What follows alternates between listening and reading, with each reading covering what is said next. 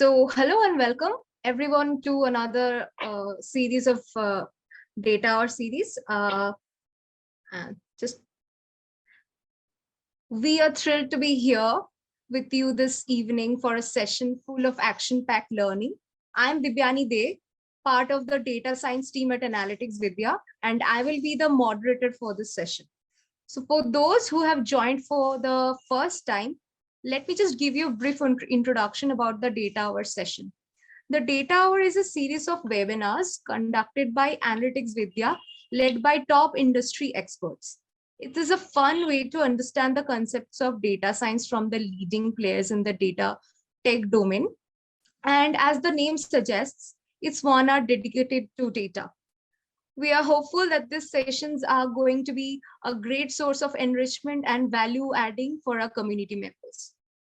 Now, about the session today, which is the fundamentals of quantum computing. This data hour will involve how data science needs to go beyond solutions and have data products instead. We will have a scenario-based understanding of how to create a solution for a problem and then take it a few notches up as a data science product and various other nitty-gritties. For participants who are interested, we will also discuss opportunities to create data products. In summary, this session would be about how participants can follow the pathway towards achieving a data product mindset. Before we kick things off and I hand it over to you, a speaker, a quick recap of the housekeeping items. We are recording the session and we'll make the recording available in a few days on our YouTube channel.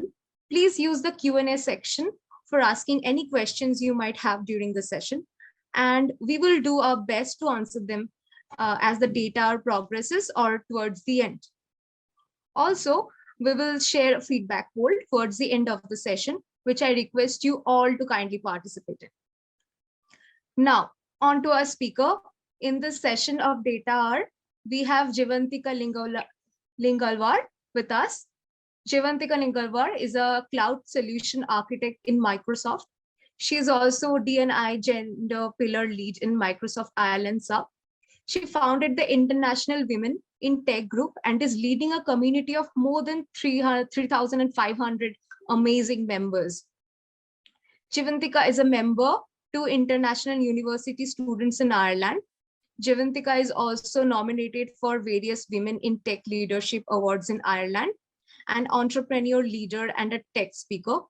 Jeevantika is passionate about helping others grow and share her experience and knowledge with everyone. So over to you, Jeevantika Lingalwar. The virtual stage is all yours. Hi, everyone. I hope you can hear me clearly. Can you please confirm if you're able to hear me?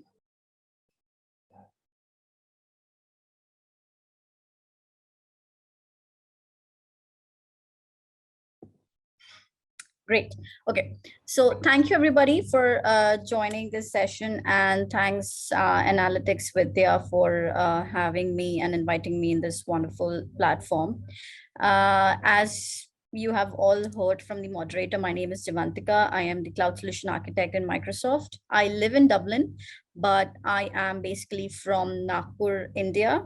So there's a small city called as Nagpur, which is also known for oranges.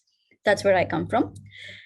You also heard that I am a founder of International Women in Tech Group. Just a small correction. Currently, there are more than 4,000 members I am leading the group of. So it's growing. If you want to join, and everybody's welcome, even though the name is Women in Tech, it's not just for women. Every male advocate is welcome to the group as well. So if you want to join, you can join through the LinkedIn group. The group name is International Women in Tech. I will post the link to the group also in the chat for you later on to just go ahead and explore. I also run a group called as Quantum Computing Ireland. I will also share some details later on for this group that you can join. There's also a group called as India Ireland Connects, which has more than 4,700 members. So if you are more enthusiastic to explore this, feel free to join the India Ireland Connect group. These are all on LinkedIn. You can find it easily, but I'll share the links later on. So without any further ado, let me directly jump to our today's conversation. But before that, I want you to be free, open mind, because quantum computing is not a very easy topic. This is not something to have a mindset of learning, but you should have a mindset of exploring new things, because quantum itself is a very interesting, very surprising kind of a topic, which brings lots of new and things that you have never discovered before. So it's kind of interesting. So just feel free to open your mind in a very exploring manner and not just something that you are here to learn. So this is not a course, but this is something that I am sharing with you that I have learned. And indeed, I am not a super expert in quantum computing, so I'm not a scientist or anything, but this is a passion of mine that I wanted to explore about quantum, as it's the new future, new technology, and lots of big companies are planning on to, work towards this quantum world, I would say. So next slide, please. So this is the introduction that we are going to talk about today. Feel free to read if you want, but just to give brief on this, we have all seen that the digitization of our world has been a forward march for years now. Still, it might be surprising to step back and look at how physical copies of our stuff have changed into something else complete directly. And even more surprising might be to go beyond the debate that of the level of pleasantness of reading a paper book, newspaper versus an Kindle, or something that you might read on newspaper article, virtual newspaper article. And this is how our digitization or digitizing everything might have space and shrink the environmental footprint of everything that we produce today in our day-to-day life. To give an example, books to ebooks, as I mentioned, people use Kindle more now to read. It's more portable, more flexible to read on. DVDs to streamed movies and television, CDs to MP3s, roadmaps to GPS. No more we carry paper maps in our hand to travel around. Our GPS is enough. So these are like couple of example of digitization that we talk about in our day-to-day life, and now we are using because we are living in a digital world. Next slide.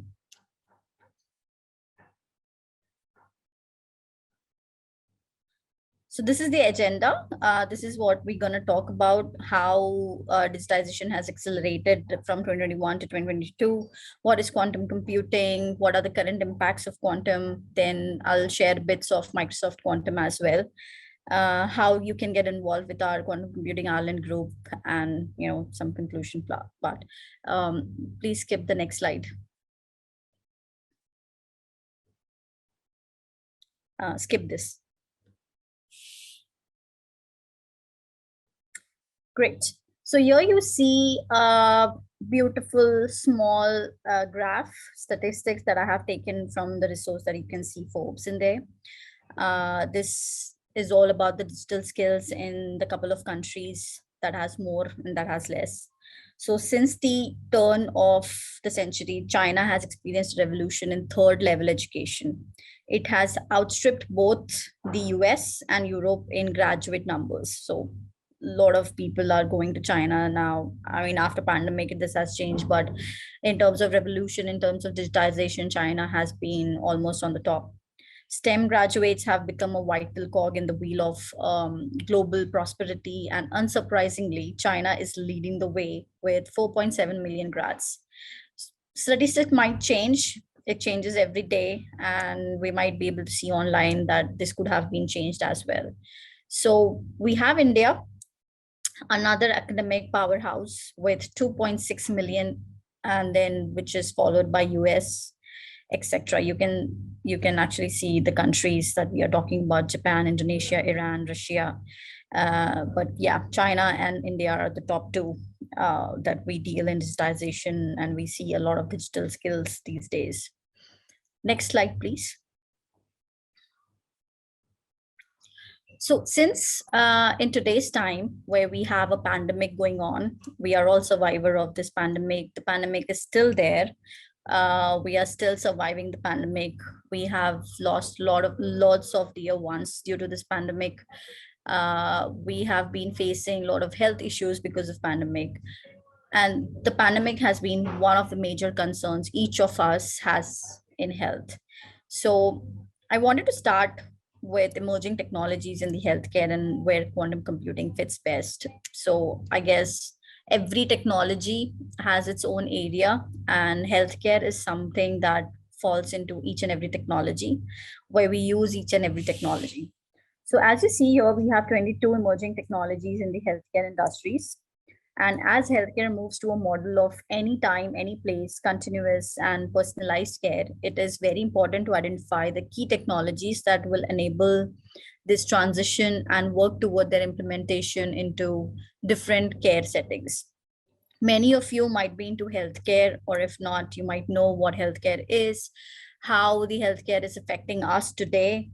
We have all been somewhere a victim of COVID. We have seen what the lackness we have in India or in different countries where you're living. People are not getting proper diagnosis, people are not getting proper treatment, and we are losing people due to this pandemic. And why technology is so important today to find these kind of cure to diseases that we have never faced in our life. So we are now beginning to see larger data sets in healthcare research and delivery to analyze, which makes sense of entire genome sequences, impact of environmental behavior and hereditary factors on health, population health data, patient generated health data, etc. So the amount of such data becoming available is only a single set to increase exponentially by 2025. And these available computing powers, even those of supercomputers, will not be enough or adequate enough to generate quick and actionable insights from such large data sets that we have been encountering now. But there is one technology which particularly gets the attention, called as quantum computing, which has a far and far greater calculation capacity than any other traditional computers, and which could help solve some of the highly complex healthcare problems. One noteworthy company in this field is Canadian D-Wave Systems. I met D-Wave Systems in Seattle head office. I have seen their quantum computers that they have built, which also boast of clients like NASA and Google. So NASA and Google, these are the big hot shots. We all know about NASA and Google. They are using D-Wave quantum computing devices or quantum computers to manage all their data sets or prepare for any operations in Google and NASA. And Google have done some amazing job with quantum computing. They themselves have come up with so many new and traditional technologies using quantum computers, which I will take you later on in our slides. So D-Wave, I just saw a message popping up. So the name is D-Wave, but it's not just D-Wave. That is the company who works with quantum computers. Nowadays, all the big companies like Google, Microsoft, they have their own quantum computers as well. So IBM is also one of this. So if you are very curious to explore, I would suggest D-Wave, IBM, Google. They have their own platform, which is called as, so the D-Wave one that I learned from, the quantum one where I heard from first, was Leap platform from D-Wave. You can go there. It's a free platform where you can start coding if you're interested in, start doing some kind of, play around with the technology, and it's for free. And so does IBM has one as well. But, again, you can explore that a lot. So I wanted to talk about why and where, what are the technologies are useful, and just to talk about a little bit AI, artificial intelligence. While the human capacity to analyze and make decision is very superior to another species on the planet, it is still limited in terms of the volume of information that we can be processed easily. Artificial intelligence or AI makes this process faster by several degrees and far more efficient than humanly possible. So if you might heard about IBM's Watson, for example, can read 40 million document in 15 seconds, with machine learning capabilities, the technologies, healthcare applications are boundless. AI and quantum merged together could do phenomenal changes in the world we have never even imagined. Then there is robotic healthcare. Robots have been in healthcare for a long time, and the Da Vinci surgical robot is a case in point. But several other robotic applications are emerging, and we should expect a lot more robots operating in the healthcare space by 2025. I don't remember what company was it, but somebody developed a robot, and they have been so advanced now. Like, we don't know what the future holds in robotics, right? So there are so many companies who work with robots, but there was a particular company, I am not sure if it was Amazon, Google, or who was it, I'm sorry, I don't remember the name, but somebody developed a robot, and the robot was so artificially intelligent that the robot started talking among themselves in a different language which the creator did not understand, and they had to shut down the robotic process immediately. Okay, Facebook, I just see someone posting it there.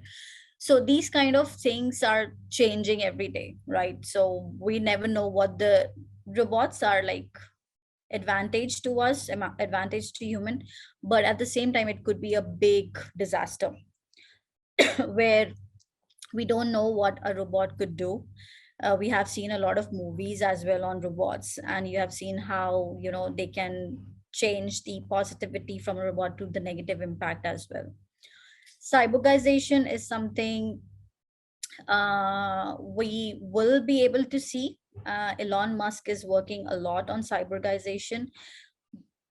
The year 2025 should bring not just introduction of robots inside our bodies, but also the transformation of human body itself into partial robotic beings.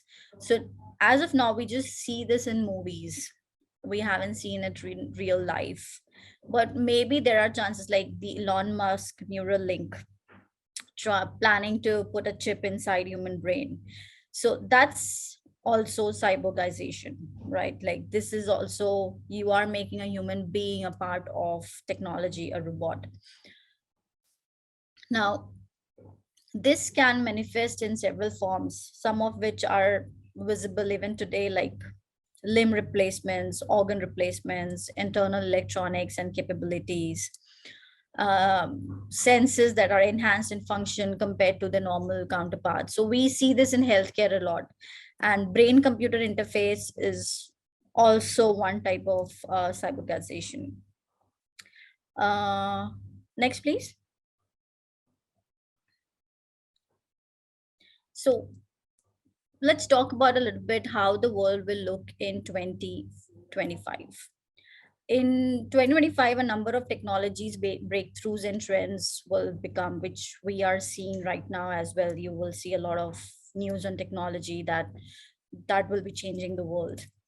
Since 2020, Africa's largest data science academy, Explore Data Science Academy, EDSA, has trained 5,000 data scientists for jobs in South Africa, likelihood 80%, who are highly skilled in the characteristics like brain reading devices allows wearers to learn new skills quicker, smart kitchens that turn cooking into an interactive experience, which will also enter the marketplace.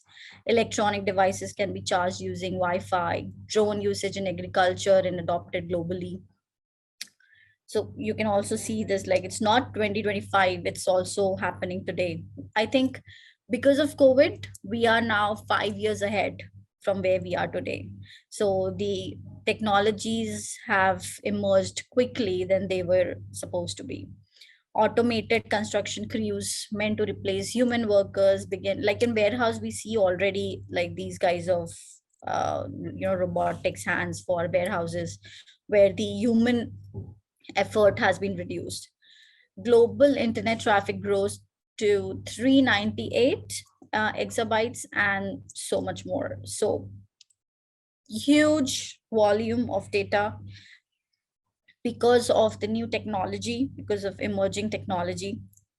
And quantum computing is indeed arriving at a time of a great change. Next slide, please.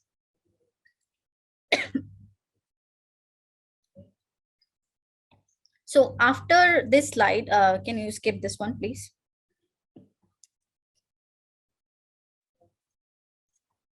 So after this slide, I will probably give a small break. If anybody has any question, we might take a couple of questions in here, because I don't want to keep going on and then everything bounces off your head, because I know it's indeed a very choosy topic. So as I said before, quantum computing is one of the technology that steals my attention and interest in various ways. All those sci-fi movies have always fascinated me and took me to another dimension. Movies like Interstellar, you might have all seen. There is another movie called as OA, which always made me think that there is so much truth out there and there is something I am missing and I need to investigate. That's when I learned about quantum world. I have been giving a lot of talk in conferences and events about quantum computing. And as I mentioned before, I am not an expert, but a beginner. I am still an explorer. It's all fascinating to me about the universe, the parallel universe, the multi universe, omniverse, quantum universe, and how the world works, how we have been living in this world, how the nature works. So that's why I started learning about quantum computing, and I'm still exploring, still looking deeper into it, like how can I become an expert or contribute towards it at some point. So to start with, let's understand what is quantum computing first. I know most of you might be aware of the term, but for those who are not, unlike our traditional computers, quantum computing uses qubits instead of bits. So you might all know our traditional computers works on bits, but our quantum bits, that is qubits, our quantum computer works with qubits. Quantum mechanics is widely recognized as the basic law which governs all of nature, including all materials and devices. And it has been always essential to the understanding of material properties as devices become smaller. And it's also essential for studying their behavior and characteristics. So the phrase quantum mechanics was coined in German. If you want to go ahead and Google the German word for quantum mechanics, you will see a different language. So by the group of physicists, including Max Born, Werner Heisenberg, and Wolfgang Pauli. These are the three main scientists you need to remember for the rest of our, I would say not for the rest of our session, but for the rest of your life if you are interested in quantum computing. Quantum mechanics is a fundamental theory in physics that provides a description of all the physical properties of nature, the scale of atoms, subatomic particles, etc. It is one of the foundation of all quantum physics, including quantum chemistry, quantum field theory, quantum technology, quantum information science, and all of this thing. So anyone interested in the quantum mechanics field, go ahead and explore. I was always very bad in mathematics, so I never loved learning mathematics. But again, if you want to be an expert in quantum computing, you need to have your math strong. So these are the areas: chemistry, simulators, then the quantum algorithms, communications, machine learning. So these are all kind of the applied quantum mechanics characteristics that you can explore. So there are a lot of it. You don't just have to be, but I would say like science and maths are the base to this. So yeah, just be free to Google around and see what else you can find. But enough about quantum mechanics. It's not what we are here for. It's like a different course that we have to, even me, I myself have to go and explore. But and by the way, Max Planck, he was the one who came out with this theory of quantum. You will know more about Max Planck in online or anything like that. But I am just going to pause in here for 2 minutes and let's see if anybody has any questions. I am not going to take all of them because I see there are a lot of them, but let me start with the recent one. how does the algorithm work in quantum computing since means is they'll get 10x fast process comparing present algorithms. So if I get your question correct, yes, quantum algorithms works 10 times, 20 times, 1,000 times, 10,000 times faster than our traditional computers. So it's not like any other algorithm that we write, and it's not like something that we are doing in algebra or something we are doing in chemistry, whatever it is. It's not like small codes that we are writing or big 400 line code that we are writing for it. This algorithm could be one line, but it is so powerful that it can perform any calculation, any operation 10,000 times faster. So I hope that was clear for you. Let me see another question. Could you explain about time travel in quantum computing? That is a very interesting topic. Who did ask that question? Sorry. Namrata. So that is a very, very interesting topic. And it's another topic, time travel in quantum computing. So just to give you a brief information, I am super interested in time traveling, exploring in quantum world, but that's again something to talk about and explore about in your own interest. So time traveling is possible, to answer your question, but in practical terms, it's not at the moment. In theory, people have proved time traveling, which is also called as entanglement, which I will explain later on, and you will understand more what time traveling is in this technology world. So far, this is what I would explain you, because to understand time travel, you might have to understand the whole quantum process, the whole quantum universe, and the whole quantum methodology. So I don't want to give you big expressions here and make you confused with what is going on in the world, right? So yes, go ahead and explore about time traveling, because it is possible theoretically, not practically at the moment. Can you send the names again of the 3 key names in quantum computing? I will send that in the end for you, and you can then see what names were you talking about. Can you please recommend some learning path to learn yes, so Pramodi, again, I will send this information in the end.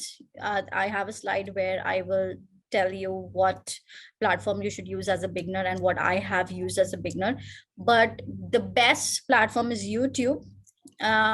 Just type quantum computing for beginners, because I have got all the information for me to learn and explore from YouTube, sorry.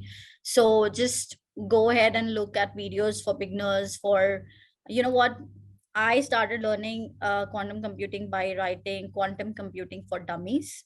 So that is the best way to learn, honestly, because I was a dummy about quantum computing. So to start from zero, that's the best way. YouTube is the best way to do it through. So yeah, I just said that I'm gonna take 3 or 4 questions. I will just take one more, and then maybe we'll go ahead with our conversation, and then I can address another questions later on. So I am taking this one. How is the future for quantum computing? Is it good to do PhD in quantum computing in India? So there is a bright future in quantum computing. As I said, quantum computing is the new future, and a lot of companies, a lot of research centers are educating their students, educating their employees on quantum computing. And indeed, it would be a good option to get a PhD in quantum computing.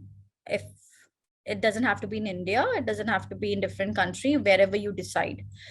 But again, PhD is super difficult to take in quantum computing. So I would suggest start with the basic. start by understanding each and every bit of quantum computing and then start your research. It's going to be a really, really good degree if you have a PhD in quantum computing. There is a huge future for you, because I myself am planning to get a PhD in quantum computing, but I think I am not ready at the moment. But yeah, if you go through this thought, and if you are really interested, because you have to have deep interest in this technology to get a PhD. So I would definitely recommend, yes, try for that. Why not? uh let let us move ahead. I'll take more questions later on as we move forward. Next slide, please.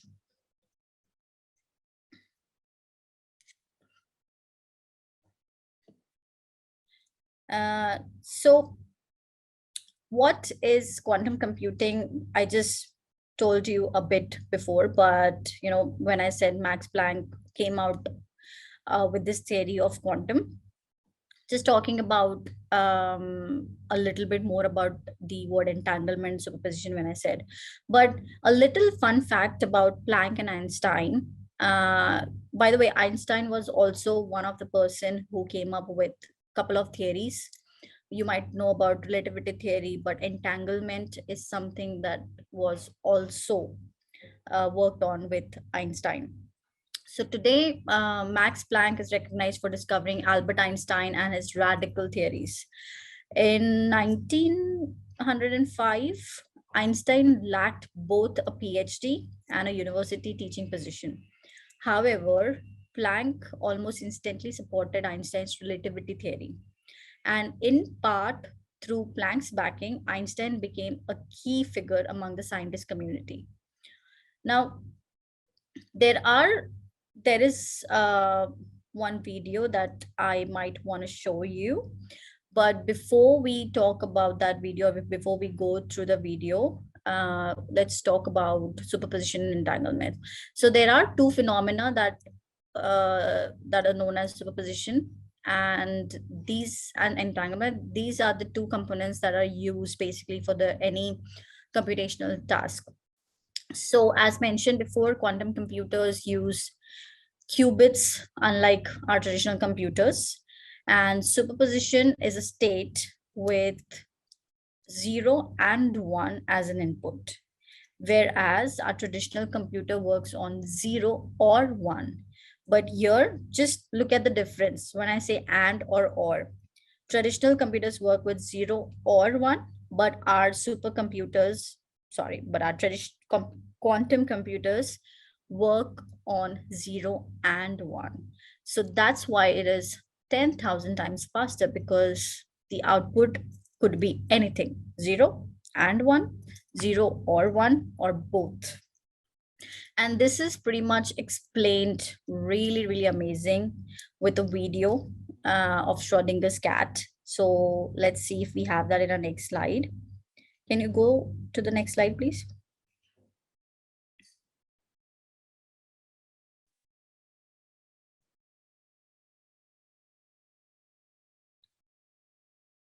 Sorry, next slide, please.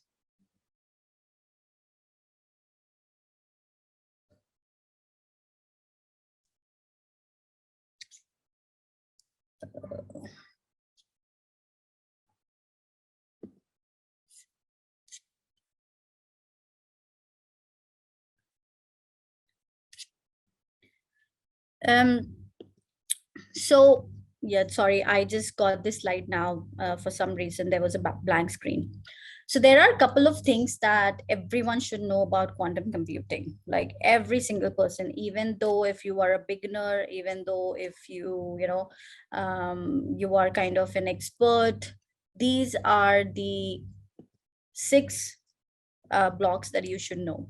Quantum computers can solve problems which are impossible to solve by a traditional computer, as I mentioned before, and which could take like billion of years. And with our quantum computers could do it in 3 seconds, maybe, or 3 minutes, sorry. And quantum computers can change the whole concept of data security. Another big example of quantum computers could be in security. Route optimization problem can be solved, which is again a big topic in logistics. Quantum computers needs cold environment. So the D wave quantums inside is minus 460 degrees also in Fahrenheit. Companies like Google, NASA, D-Wave, they all use quantum computers. I mean, Google, NASA, they use D-Wave's quantum computers. And several algorithm has already been made in use with the help of quantum computers. So just understand these basics. These are really simple, really quick to grasp. And every one of you should know about quantum computing. Next slide, please.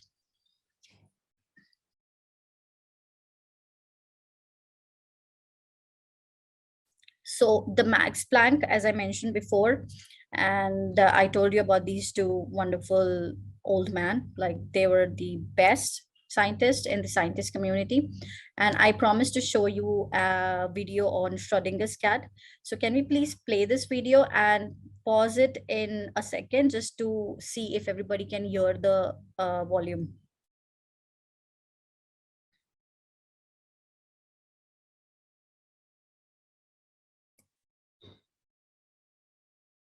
Can you hear about the video? Is it audible? Okay. So maybe we haven't shared with the audio. Is there something that you could do, moderator here?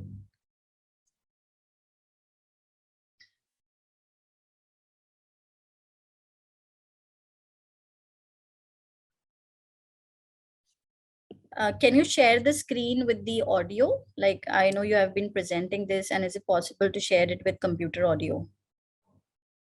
I think there is an option to share with computer audio. Actually did a thought experiment involving a cat. He imagined taking a cat from the beginning, please. Great. Yeah, please continue.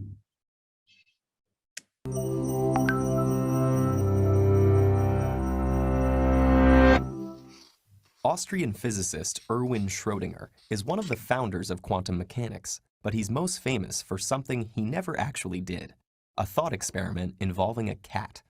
He imagined taking a cat and placing it in a sealed box with a device that had a 50% chance of killing the cat in the next hour.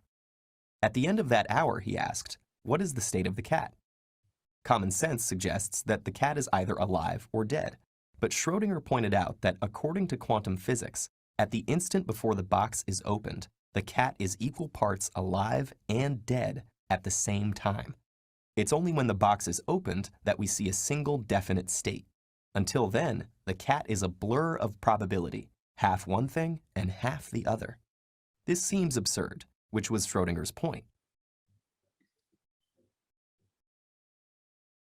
So thanks for sharing this in here with the volume. Now, after this experiment, Schrödinger found quantum physics so philosophically disturbing that he abandoned this theory that he had helped to make and turning to writing a biology. So this experiment that he did with the cat turned out to be the most essential theory in today's world. As absurd as it may seem, Schrodinger's cat experiment is real, and in fact, it is essential in our today's world.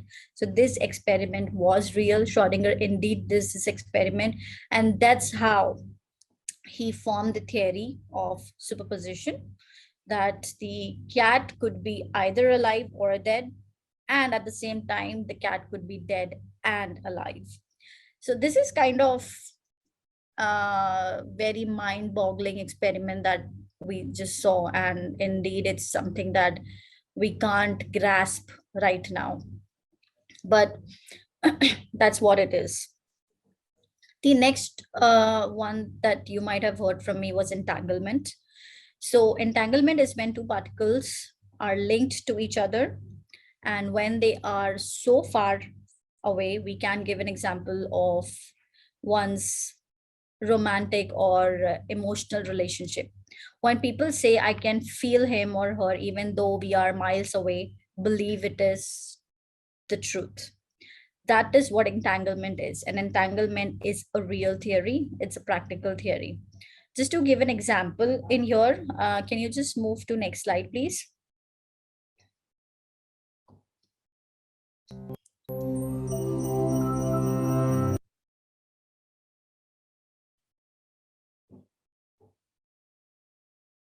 Yeah. So common sense tell us now, quantum computing, as you all know, it's another superposition entanglement perform computation. We all saw this. Can we actually just look at the photo that is here of Einstein and remember the words that are written here, spooky action at a distance. Just remember them for now. I will tell you later what does that mean. So Einstein, spooky action at a distance, right? Next slide, please.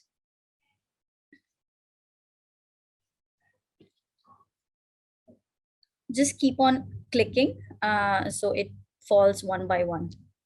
Yes.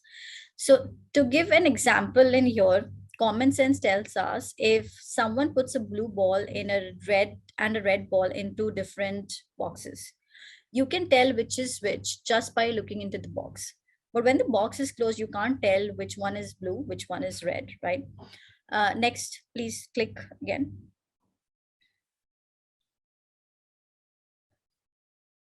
Next again. More. Okay.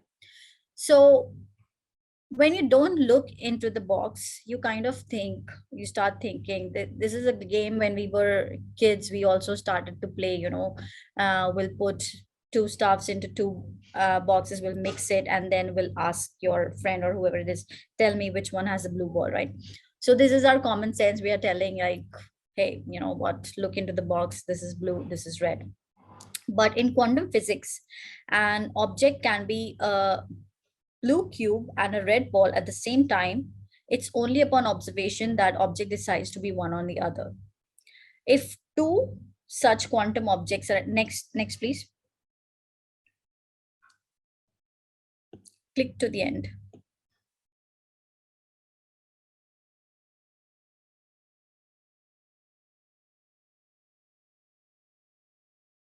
Okay. So it's only when in quantum physics, it's only when you look into it, you will understand that, this is red ball or blue ball. But if two such quantum objects are entangled and kept in a separate boxes, it's when you see into it, imagining, like, it's just like imagining that you found a pair of dice. No matter how to toss it, always sums up to 7. So now take one dice with you to Paris and ask your friend to, not just Paris, like any other country, but Paris is something that just popped in my head. But take one to a different end of of the map and ask your friend to take another dice into different end of the map, like all east, west, or north, south, whatever it is. As soon as you roll your dice, the other one will always instantly show a number. And don't you think that your dice communicated faster than the speed of light? Entanglement is real and has amazing implications for the universe. And that is when Einstein called this phenomenon as spooky action at a distance. He never believed that entangle is possible. He thought that this is a random experiment and this is not possible that could happen. Now, if your research center is on the earth, and if the astronaut is on moon or some different planet, if you give a call from here, there will be instant connection that the person may be able to listen on the moon within seconds. And this phenomenon was called as spooky action at a distance. But now we are able to do this, and that is entanglement. Next slide, please. So what does a quantum computer look like? On your right side on the screen, that's the actual quantum computer. I know you must be thinking that quantum computer could be something that we see in our day-to-day life, like a physical PC computer, or this with a screen with keyboards and all that thing. But no, this is a quantum computer. Quantum computers are very cold, as I mentioned before. Many quantum computers have to be kept to near absolute zero temperatures. For the non-chemist in the room, absolute zero means 0 Kelvin, and 0 Kelvin is minus 273.1 Celsius, and which is minus what did I said before? 450 or 459 Fahrenheit. So that's how cold a quantum computer should be kept in, and that's how it works. Next slide.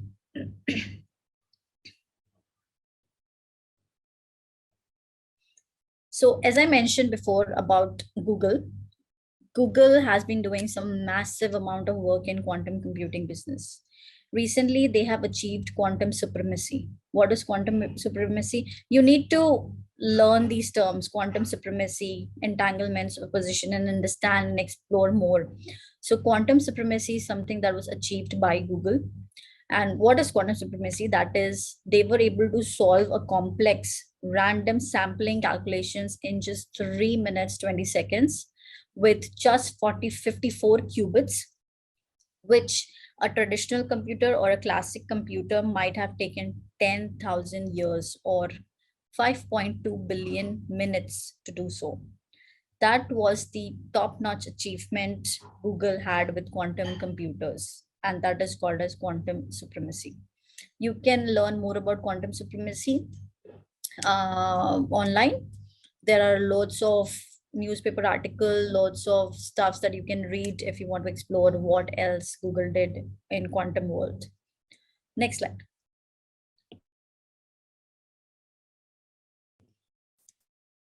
Next, please.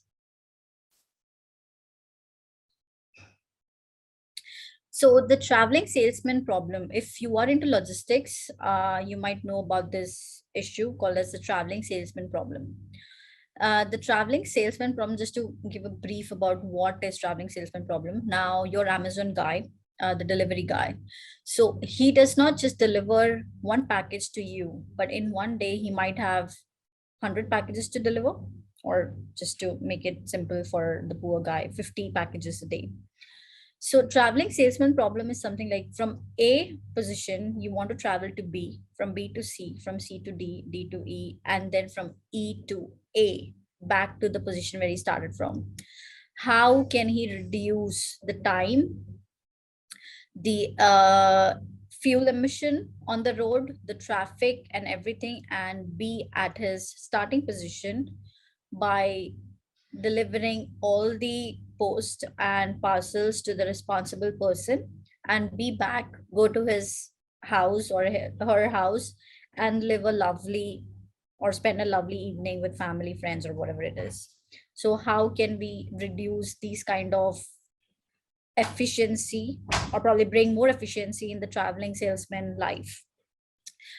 Volkswagen is one of the industry that have achieved this route optimization problem. They have deployed quantum computing in Beijing to optimize a taxi fleet's routing, which is, again, taxi fleet routing is the traveling salesman problem.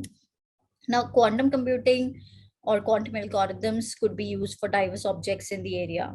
Volkswagen specialists are developing both solutions for individual road users and control possibilities for urban traffic planning. Another area in quantum computers which could help Volkswagen to make major advances is battery technology. Understanding what exactly happens in a battery at the atomic level could open the way to lighter and even more flexible, more powerful batteries for electric cars, because we all know now Volkswagen, Audi, they are doing massive amount of work in the electric autonomous industry. Next slide.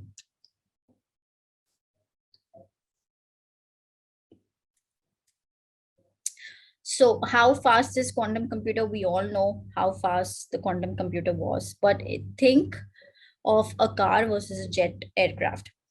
The car is good enough for shopping. The jet aircraft would be inefficient for this, right? So in 2015, Google and NASA reported that their new 1097 qubit D-wave quantum computer had solved an optimization problem in a few seconds.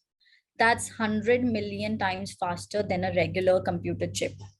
They claim that a problem their D-wave 2 into machine processed inside 1 second would take a classical computer 10,000 years to solve, just as we saw in quantum supremacy by Google. That's a mind-boggling comparison, and all driven by the exponential power of quantum mechanics alone.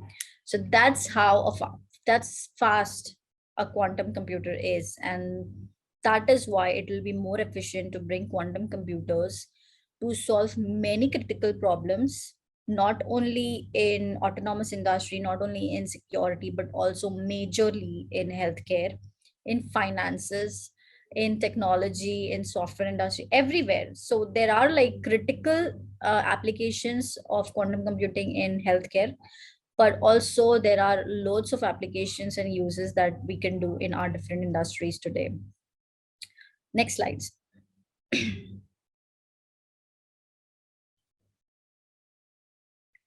So as I said before, we are focusing more on healthcare today with quantum computing because of the huge and major breakthroughs in quantum. So we all know what quantum could do in healthcare, but let's see what are the wonders the quantum computing can do for the healthcare industries.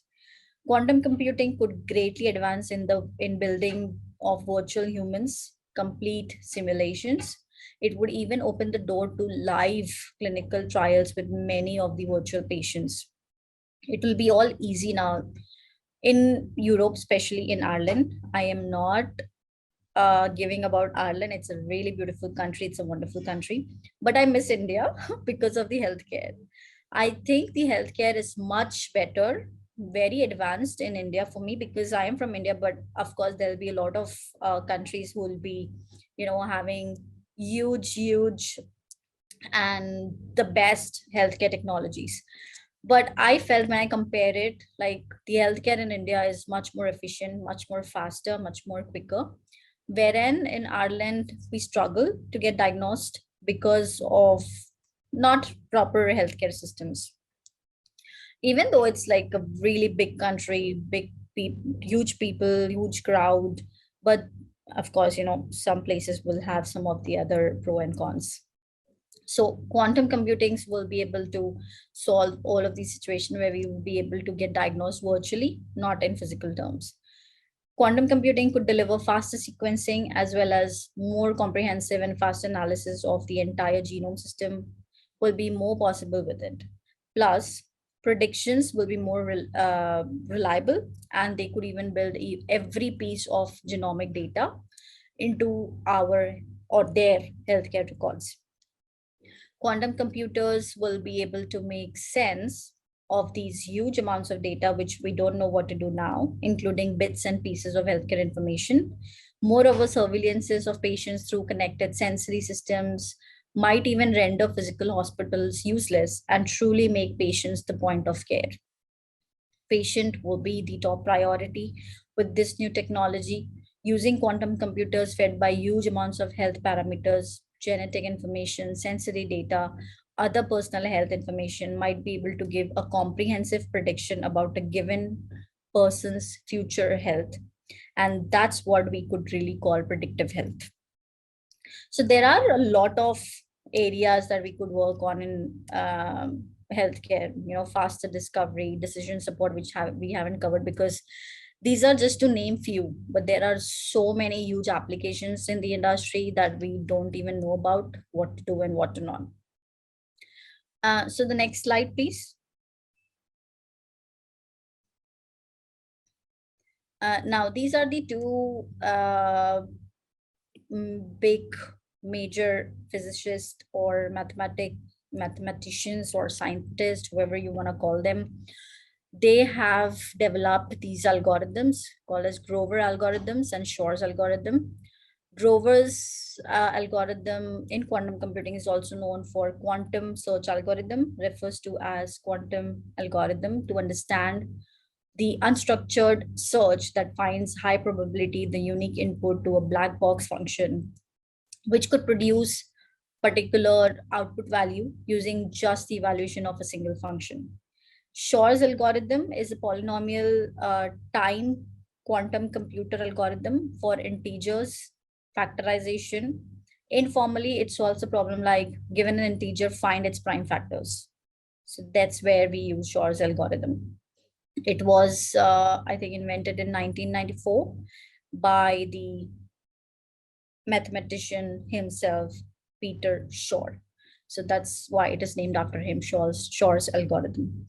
If a quantum computer with a sufficient number of qubits could operate without succumbing to quantum noise and other quantum decoherence phenomena, Shor's algorithm could be used to break public key cryptography, such as the widely used RSA scheme.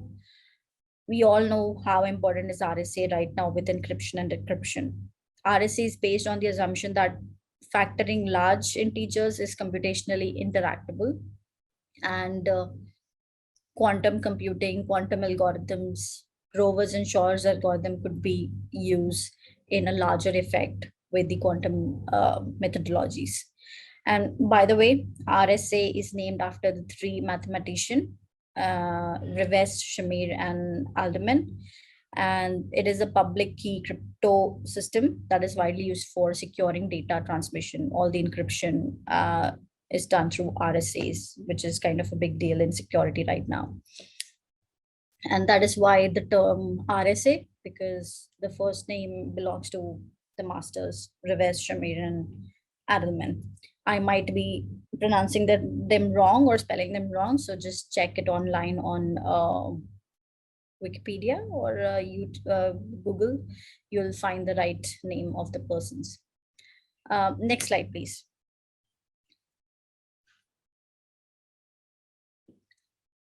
Next.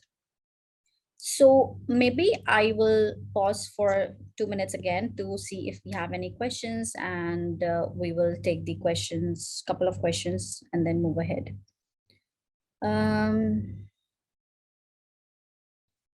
How quantum computing impact in cybersecurity, Jyoti? Thanks for asking the question. So it's again a major breakthrough in cybersecurity, as we just spoke about RSA. It plays a big role. Now, particularly, you cannot say like in this application it's going to be very useful, because it's increasing every day and it's evolving every day.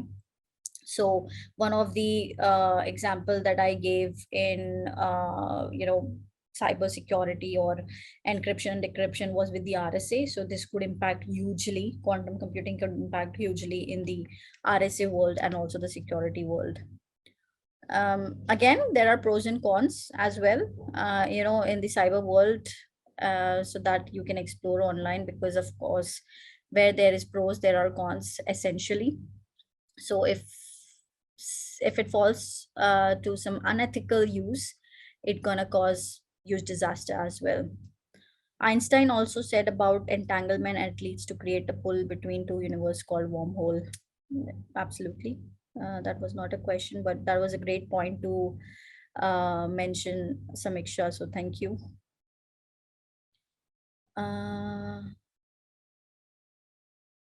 Ma'am, when can we expect real applications in quantum computing? There are already real applications happening in quantum computing.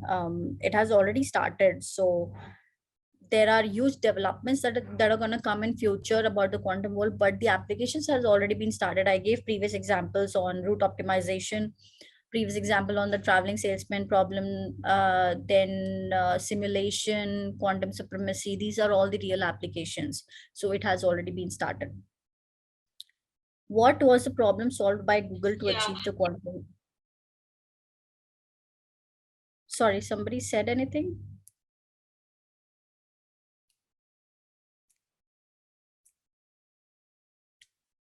Okay.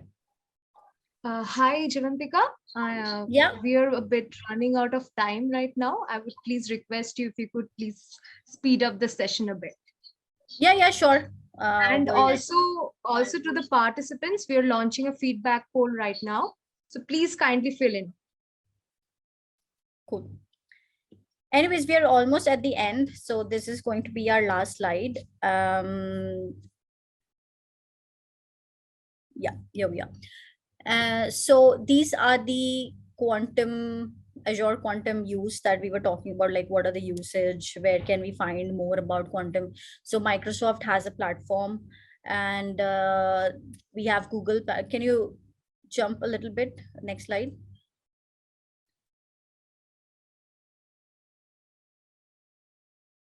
So I was talking about the D wave. Actually, it was 2 slides ahead.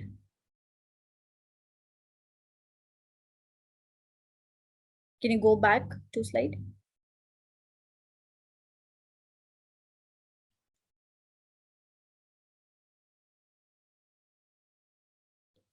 Yeah. So these are the learning platforms. Somebody was asking about the learning platform. So CirQ, which is a Google Quantum AI, IBM Quantum Computing, and the Leap. This is something I was talking about. The Leap, it is also a Google D-Wave platform where you can learn about quantum. So go ahead and explore about about quantum computing. The revolution is already here. It's just we haven't realized yet. If it were untrue about all these things, about what we see in today's world, quantum computer would never work. So I guess if our quantum computing is working, the traveling, the time travel could also be possible, and a lot of things that are happening around us could also be possible. So I would say start exploring. It's a very interesting technology. I will share the quantum computing link on the chat, and you can just explore and see what people are posting in there to learn more.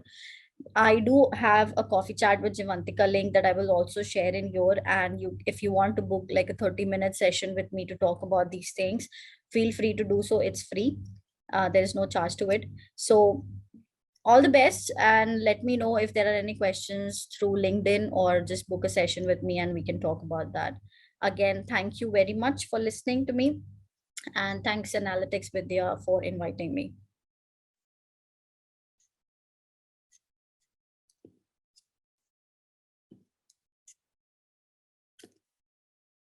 So thank you so much to our speaker, Jeevantika, for the amazing session. So before we proceed to answer your questions, I would like you to request the attendees to kindly fill in the poll about feedback. It's coming shortly in a bit, and it helps to conduct more such sessions. Thank you.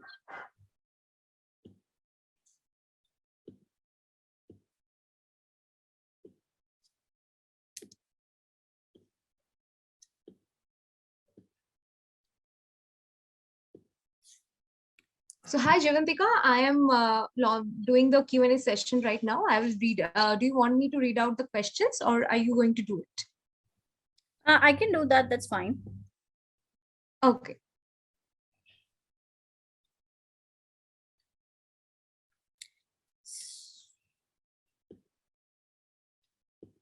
So I will just start reading from the last question.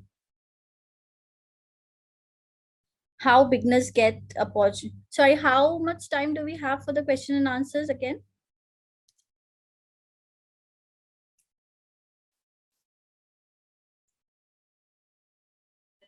Around 10 minutes, you can say. Okay, 5 to so 10 I'll minutes. just take a couple of questions and then we'll wrap up.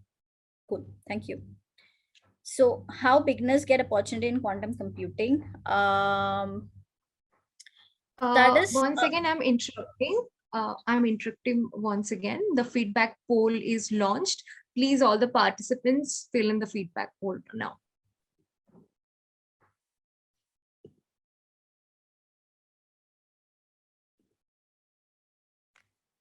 Yes, Jeevantika, you can continue now. Okay, thank you. So yeah, Jyoti asked how beginners can get opportunity in quantum computing. There are a lot of ways. If you are choosing quantum computing as a platform, I would say just start exploring. Being a beginner in quantum computing won't have many opportunities. But indeed, if you go to an expert level, there are huge opportunities in research centers, data analytics, AI, and all that field. Because this is an advanced topic, not many people do this. So you would be like one of very few people who are taking interest in quantum computing, and that's why you will be in demand. So I would say take advantage of this. If you're interested, go ahead, start exploring, and I would say you will find really amazing aspects of the career. But yeah, I think AI and data analytics with quantum would be more beneficial than going with quantum alone. So try doing something like that. I am pursuing masters in AI ML. So what to know that machine learning algorithm is getting updates in quantum computing. If I get your question right, ML and AI is widely used in quantum computing. There are huge algorithms that you can use in AI and ML and solve some of the quantum computing algorithms or create some of the quantum computing algorithms, because you use to create a quantum code, you can use Python, or you can also use their language called as Q Sharp, which is like their quantum computing coding language. Crypto encryption can be decrypted using quantum like Bitcoin. I don't know. Vinod, apologies, I don't need the answer to this. But as I mentioned before, encryption and decryption is possible with quantum. And if encryption is highly possible with quantum, then decryption is also possible. So as I said before, if it's to some wrong hands, quantum, it has the ability to create massive disaster in the security world. So that is the reason quantum is not getting huge attention. Not many people explore quantum, or not many organizations work on quantums for the security, because it's a huge security issue, and it has 100 pros and could have one con which could be fatal for today's world. When do you see QC being widely adopted in financial markets? Not sure again. As I said, quantum computing has huge adoption or adoption applications. You never know what financial system, because financial market is critical, security is a big aspect. So quantum computing could maybe started getting used in financial market today as well, because of the security aspect. What was the problem solved by Google to achieve that quantum supremacy? So the problem that was solved by Google was about critical sampling problem. So you could actually, this is a very simple sampling problem that, what do you say, we solve in our day-to-day life. So that was a simple critical sampling problem that was solved by D-Wave in how many seconds did I said? Minutes, 3 minutes or 52 seconds, something like 3 minutes, 52 seconds. You can actually check online of Google that what was the problem. And then what can expect real application on quantum computing? So I think I've answered the questions before. What were the real application on quantum? So like route optimization, simulation problems, data recovery, security, RSA. These, not data recovery, RSA. These are the applications that you can actually use quantum computing in, and which could be very beneficial. So this is like a growing technology, which grows every single day. So make sure that you keep yourself updated with the technology, with the new applications that are coming up, and use YouTube to understand, to talk about, or to learn about these technologies. YouTube would be actually very great to get some of the experiences in quantum world, and you will learn more about the quantum universe as well. So as you go deep, you go deeper, because this technology is something that will just pull you in, and it's so exciting and interesting. So I would say just go and explore. And I think I am on time. So if anybody, if I didn't cover any more questions, but if you have any more questions, feel free to reach out to me on LinkedIn or book some session, and we can discuss about that as well.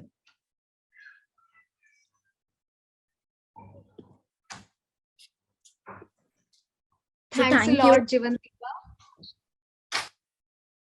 Yeah. On behalf of Analytics Vidhya, I would like to thank you for your time and for delivering such a wonderful session. I'm sure our audience found it insightful, and hopefully we can conduct more such sessions with you in the future. Thank you. Happy to do so. Thanks.